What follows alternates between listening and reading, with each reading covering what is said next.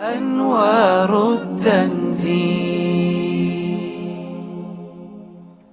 وننزل من القرآن ما هو شفاء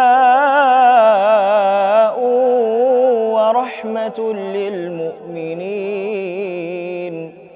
ولا يزيد الظالمين إلا خسارا. Alƙur'ani shine maganin dukkan wata cuta ta zuciya da ta jiki, duk cutukan duniya da lahira. Idan an yi magani da Alƙur'ani, cututtuka ba za su yi tsanani ba.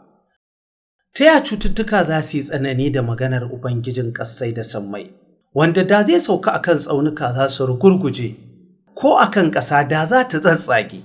Babu wata cuta daga cututtukan zuciya da na jiki face a cikin Alƙur'ani akwai hanyar magance ta. Allah bai taɓa saukar da magani daga sama ba wanda ya game kowace cuta da ya fi Alƙur'ani falala ko girma ba. Madalla da wannan magani. أنوار التنزيل.